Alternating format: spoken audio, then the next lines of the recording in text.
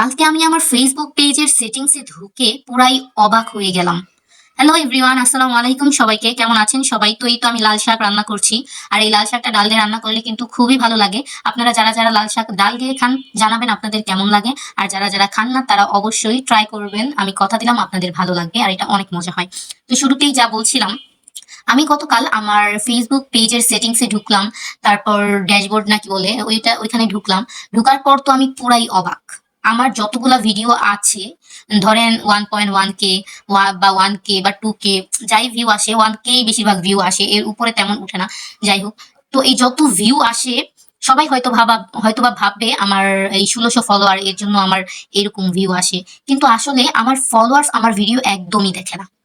2-3 জন দেখে, এই 1600-র ভিতর 2-3 জন বা 5-6 জন দেখে। আমি আপনাদের প্রুফ দিব কালকে। এখন আমার মোবাইলের নেটটা নেই, যার কারণে আমি ভিডিও এডিটিং করছি আর ওইটা দিতে পারছি না। বাট আমি আরেকদিন ভিডিওতে আপনাদের প্রুফটা দেখিয়ে দিব যে আমার ভিডিও আমার ফলোয়ার্সরাই দেখে না।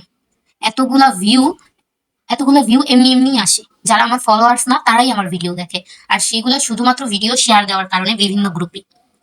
কিভাবে শেয়ার দিতে হয় আমি আপনারা যদি জানতে আগ্রহী হন, আমাকে অবশ্যই কমেন্টে জানাবেন, তাহলে আমি আপনাদের দেখিয়ে দিব।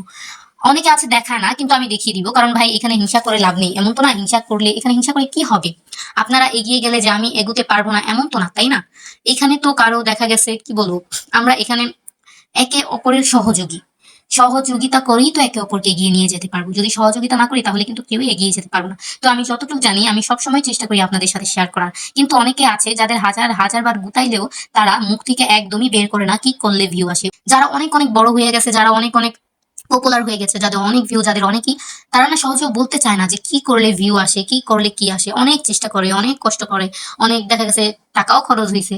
তো যতটুকু আমি বুঝতে পারছি চেষ্টা করছি আপনাদের সাথে শেয়ার করার, আর সব সময় আপনাদের সাথে শেয়ার করার চেষ্টা করবো ইনশাল্লাহ। তো এইভাবেই পাশে থাকবেন, আপনারা আমার ভালোবাসা দিবেন। আপনাদেরকেও আমার পক্ষ থেকে অনেক অনেক ভালোবাসা।